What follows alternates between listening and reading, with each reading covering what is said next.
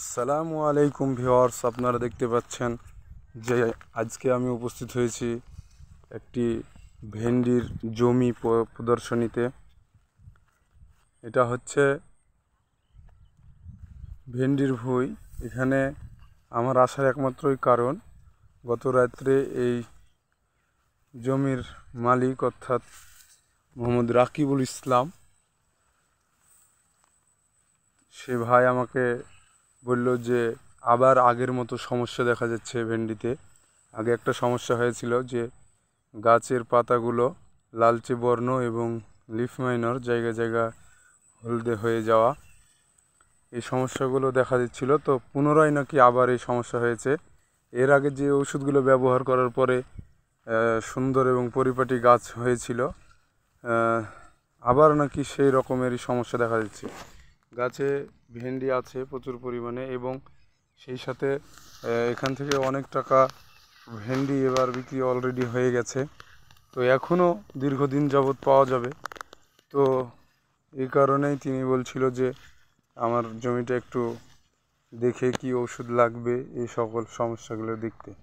তো আমি আসছি এই সমস্যাগুলো দেখতে। তো আপনাদেরকে আগেই বলি যে এই যে ভেন্ডি দেখছেন, এটা কিন্তু একেবারে পরিষ্কার এবং একেবারে পরিপাটি গাছ। এগুলো একেবারে রোগমুক্ত গাছ। এর আগে আপনাদেরকে একদিন করলার সময় বলেছিলাম যে রোগমুক্ত গাছ চেনার উপায় হচ্ছে এটা হবে গাঢ় সবুজ, এবং এটার পাতাতে যখন হাত দিবেন, দেওয়ার পরে যখন এভাবে মচকাবেন তখন একটা শব্দ হবে অথবা মচকিয়ে যাবে, এই যে, তাহলে জানতে হবে যে এই গাছে বোরন নামের যে অনুখাদ্য, এটার অভাব নেই। আর যদি এটা একেবারে নরম বা দেখা যায় যে আপনার কোনো শব্দ বা মচকায় যাচ্ছে না, তাহলে জানতে হবে এখানে অনুখাদ্যের অভাব আছে। তো এখন আমি অনুখাদ্য ব্যবহারের সম্বন্ধে কিছু বলি আপনাদেরকে, যে অনুখাদ্য গাছের কি কি উপকারে আসে। সর্বপ্রথমে যে অনুখাদ্য, সেটা জিঙ্ক মনোহাইড্রেট, যাকে আমরা বাংলায় দস্তা বলে থাকি। এটার কারণে কিন্তু শোষিত খাদ্য খাবার খেতে সহায়তা করে ফসলকে, এবং জমিতে যে সকল ফসলগুলো লাগানো হয় এগুলো হলুদ হয়ে মারা যাওয়া থেকে রোধ করে, এবং মৌসুমব্যাপী যে কোনো গাছকে এবারে সমানভাবে বেড়ে উঠতে সহায়তা করে। আর আপনার এই যে গাছ বোরনের ব্যাপারে যেটা বলি, সেটা হচ্ছে যে এই গাছের সজীবতা রক্ষা করে। অর্থাৎ বাংলাদেশে প্রায় মাটিতেই কিন্তু বোরনের অভাব রয়েছে। ম্যাক্সিমাম জায়গাতেই বোরনের অভাব দেখা দিয়েছে। এই কারণে আপনারা জমিতে বোরন ব্যবহার করবেন।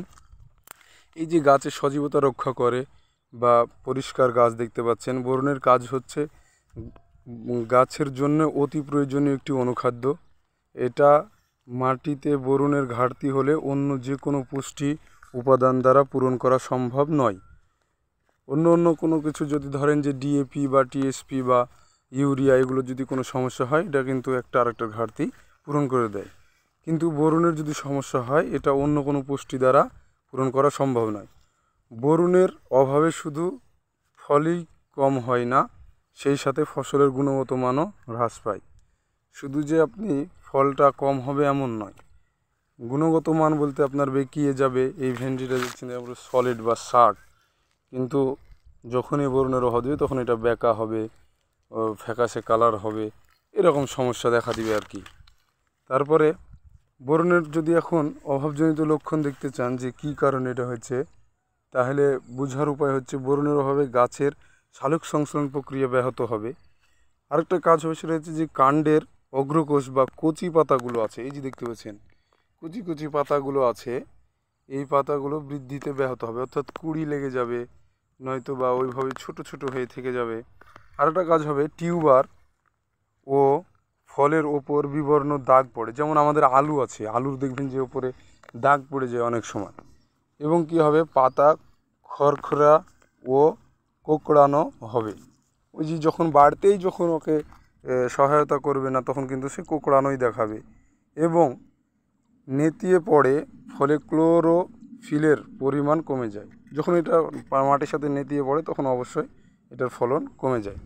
আরেকটা জিনিস দেখতে পাবেন যে বোরনের অভাবে গাছের শিকড়, এই যে গাছ দেখতে পাচ্ছেন, গাছের যে শিকড় আছে, এই গাছের শিকড় বৃদ্ধিতে ব্যাহত হয়, ফলে ফসলের আকার বাঁকা হয়। ওই যে বললাম একটু আগে যে ভেন্ডি সলিড না হয়ে বাঁকা হয়। এই যে শিকড় দেখতে পাচ্ছেন, এটা বিস্তারে ব্যাহত হয়। তো যাই হোক, এটা ছিল বোরন সম্বন্ধে বলা। একটু আগে আপনাদেরকে বললাম যে দস্তার ব্যবহার সম্বন্ধে। আর আরেকটা পাশাপাশি আরেকটা বিষয় লক্ষ্য করবেন যে ম্যাগনেসিয়াম সালফেট, এই ম্যাগনেসিয়াম সালফেট অর্থাৎ সুপার সালফেট, এটা ব্যবহারের ফলে কিন্তু গাছ আরও সুশ্রী এবং সুন্দর দেখায় এবং ফল বেশি পাওয়া যায় এবং অল্প সারে প্রয়োগে বেশি কাজ করে।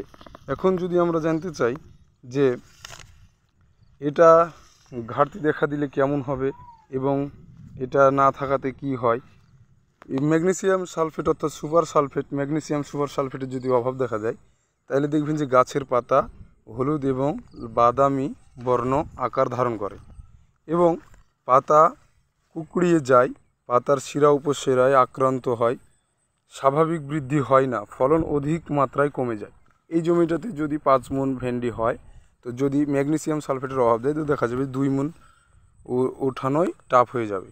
এবং আরেকটা কথা বলি আপনাদেরকে যে এই যে পাতা লালচে বর্ণ হয়ে যাওয়ার ভিতরে কিন্তু এটা পড়ে।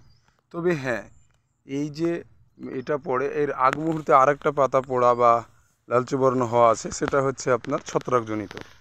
সমস্ত কিছু যে অনুখাদ্যের অভাবে হয় এটা নয়, ছত্রাকজনিত যদি হয় তাহলে ওখানে কার্বনডাজিম গ্রুপের একটি ভালো বিষ ব্যবহার করলেই সেরে যাবে। এছাড়াও পোকা সম্বন্ধে আমার আরও ভিডিও আছে যে পোকা কিভাবে দমন করা যায়, যে ভেন্ডিতে বিশেষ বিশেষ পোকা আছে এগুলো কিভাবে দমন করা যায়। তো ম্যাগনেসিয়াম সালফেটের অভাবেও কিন্তু ফলন অনেক কমে যায়। তো ম্যাগনেসিয়াম সুপার সালফেটও আপনারা ব্যবহার করবেন। পাতা কিনার অথবা শিরায় গোলাপি বর্ণের ক্লোরোসিস দেখা যায়, পাতা মোড়ানোর মতো লক্ষণ পাওয়া যাবে। বরুণে যেমন পাতা মোড়ানো না, নেড়িয়ে পড়া লক্ষণ পাওয়া যাবে, আর এই ম্যাগনেসিয়াম সালফেটে এটা মোড়ানোর মতো লক্ষণ পাওয়া যায়। এবং শুধু তাই নয়, ভেন্ডি নয়, যদি আপনার ধানের জমি থেকে থাকে, ধানের জমিতে দেখবেন যে ধানের পাতা বেগুনি বর্ণের হয় এবং 2 শিরার মধ্যবর্তী অংশে বিবর্ণ আকার ধারণ করে এবং গাছের উচ্চতা ও কুশির সংখ্যাও কমে যায়। মানে আপনার ধান গাছটি যে বেড়ে উঠবে, এর যে উচ্চতা আছে এবং যে কুশি হয়, এই কুশির সংখ্যাও কমে যায় এবং ধানের উৎপাদনও কম হয়। যে জমিতে ধানের ফলন হয় 25 মণ, যদি আপনার এই ম্যাগনেসিয়াম সালফেটের অভাব হয় ওখানে ফলন কমে যাবে। এবং ধান পাকতে, যখন ধরেন যে ধান পাকার উপক্রম হবে, ঠিক এই রকম ধান পাকতে কি হবে, দেরি হবে অথবা কখনো কখনো আগে পরে পাকতে পারে। আর এটা যদি আগে পরে ধান পাকে তাহলে জানবেন যে ম্যাগনেসিয়ামের অভাব। তো আমার সঙ্গে থাকার জন্য আপনাদেরকে অসংখ্য ধন্যবাদ।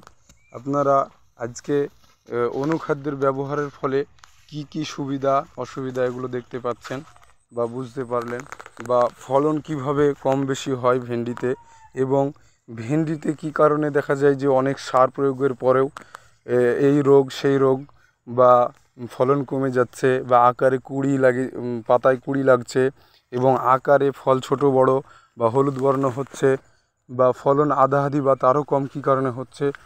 তো আজকে থেকে অবশ্যই আপনারা যদি এগুলো কন্টিনিউয়াসলি ব্যবহার করেন বা জমিতে এগুলো ব্যবহারের নিয়ম সম্বন্ধে একটু বলি। এই আপনার দস্তা, বোরন বা ম্যাগনেসিয়াম সালফেট এগুলো আপনি যদি ব্যবহার করেন, এগুলো ব্যবহারের নিয়ম হচ্ছে জমিতে শেষ চাষে, যে কোনো ফসলের শেষ চাষে আপনি এগুলোকে একত্রিত করে মিশিয়ে দিবেন এবং তারপরে মাটি প্রস্তুত করার পর আপনি যে কোনো ফসল তৈরি করতে পারবেন। আরেকটা বিষয় বলি, এটা শুধু যে ভেন্ডিতেই দেবেন তা না, আপনি ধানেও দিতে পারবেন। যদি শেষ চাষে না দিতে পারেন তো ফসল শুরুর অংশে যে সময় চারা অবস্থায় থাকে, ফসল লাগানোর 10-15 দিন পরে, ধান যদি হয় 10-15 দিন পরে আপনি ব্যবহার করতে পারবেন। আর যদি ভেন্ডি হয় তো ভেন্ডিতে অবশ্যই ঘন ঘন সেচ প্রয়োজন হয়। এই ঘন ঘন সেচের মাধ্যমেই আপনি যে সেচের আগেই আপনি এটা দিয়ে দিতে পারবেন। আর এছাড়াও ভেন্ডির আরও রোগ আছে, এই সম্বন্ধে আমার একটি ইউটিউব চ্যানেল আছে, সেটা হচ্ছে কৃষকের মনের কথা। ওখানে পাবেন যে আসলে কিভাবে আপনার ভেন্ডিতে এই পোকাগুলো দমন করা যায় এবং ভালো উচ্চ ফলন পাওয়া যায়, কি ভিটামিন ব্যবহার করলে বা কি প্রক্রিয়ায় স্প্রে করলে বেশি বেশি পাওয়া যায়। তো আমার সঙ্গে থাকার জন্য আপনাদেরকে অসংখ্য ধন্যবাদ। আমার জন্য দোয়া করবেন। আগামী ভিডিও নিয়ে আমি আবারও হাজির হব আপনাদের মাঝে। সে পর্যন্ত ভালো থাকুন, সুস্থ থাকুন। আল্লাহ হাফেজ। আসসালামু আলাইকুম।